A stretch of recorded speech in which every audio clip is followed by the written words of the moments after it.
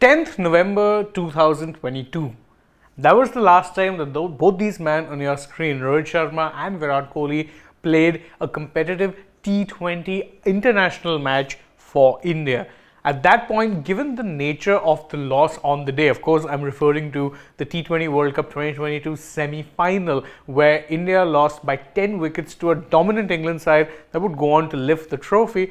After that day, there was a bit of introspection that was done by both fans as well as the administrators and those running the game, and there was an acceptance that perhaps a newer direction was needed in the shortest format of the game. For the most part, that was the direction that the team and the team management went with, given that in Hardik Pandya, India gained, although not officially, a new T20I captain, and the likes of Rohit, Kohli and even KL Rahul were sidelined entirely from the format. However, come 2024 and rumors and hearsay about Kohli and Rohit potentially getting the chance to make a comeback in T20Is have only grown stronger and stronger. And in fact, a recent news report suggests that the pathway for the two stars to return to the T20I side, well, it only seems to be opening and being smoothed further and further. What exactly is that update? And well, how exactly did we get to this, to a point where you thought that you'd be making a brand new, team, you'd be going in a bold new direction, to end up falling back on the tried, tested, and ultimately unsuccessful? That's what we'll talk about in this video. Now, first off, as I mentioned at the start of the video, the last time these two played a T20I for India was all the way back in 2022. That means it's been over a year at this point that they have not played in the shortest format of the game for the national team. However, both have, according to multiple media reports, told the selection committee that they are going to be available for T20I selection, which basically means that the decision to keep them away from T20Is was more a selection committee decision than it was a decision from the players, and that's easy to understand. Doubtless they'd have wanted to be playing all formats and doing it as long as they possibly could, but the selection committee said, nah, we're going to go in a different direction. That is, of course, until now, because there are talks that they will potentially be playing in that final T20I series that India are going to be playing ahead of the T20 World Cup against Afghanistan, that starts in less than a week's time.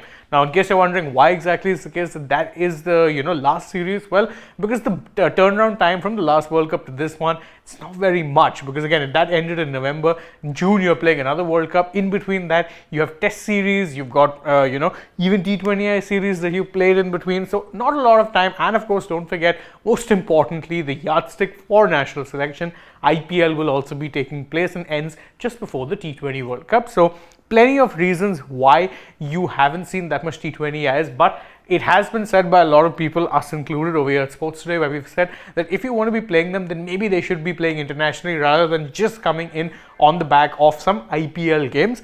That very well could and looks to be the case this time around. But what exactly has forced this U-turn? Have there been any circumstances that have come into play?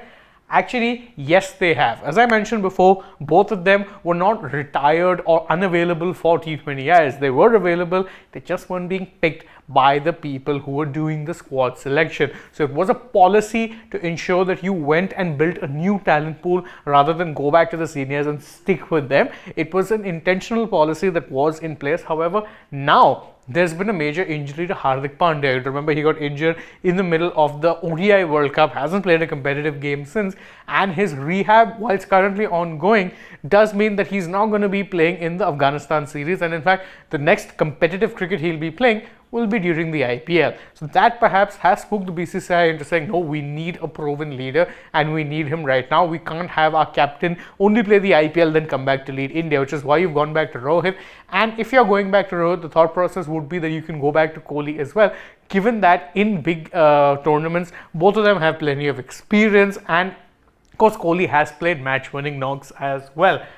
But is it a good thing to do when you consider the fact that you were trying something new for a change? You were going past the tried and tested old formulas that Rohit and Kohli played in T20I cricket. You were trying to move past that, wherein you wanted to back dashers, you wanted to back players who would play fearless cricket rather than attritional cricket that got you runs. You wanted dashers. You wanted your team to be full of batters who would play aggressively on the front foot from ball one rather than look to play conservatively, get the odd boundary, take the game deep, and then hope to launch a counter attack. That was the template of old, one that has been proven time and time again doesn't quite work in the sport of T20 anymore. You need to be on the front foot at all times, and if it gets to a point where Rohit and Kohli can actually change that about their game and actually bring that forward, update their game a little bit, no one would really have a problem with this decision. Yet the fact that it's still being debated tells you everything you need to know, because whilst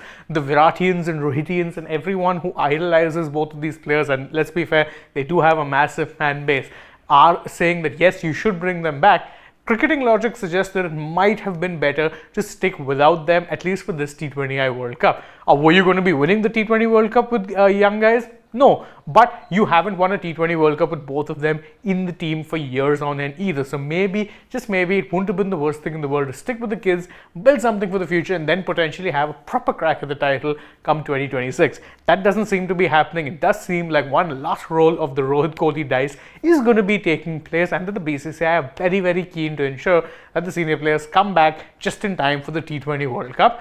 Is it a good or bad decision? Personally, I can't say I am a fan of it, despite the fact that I do enjoy watching both of them play. I just don't think T20I is the format for them anymore. But you may disagree with me, and if you do, or if you can agree with me, you can let us know in the comments how you feel about this development. And don't forget to like this video, share it with your friends, subscribe to the channel, tap that bell icon as well. Follow us on Instagram, Twitter, Facebook. Don't forget to download the AajTak app, and if you're already on the channel, well, then go right ahead and check out some other videos we've done as well. For now though, from my side, it's goodbye.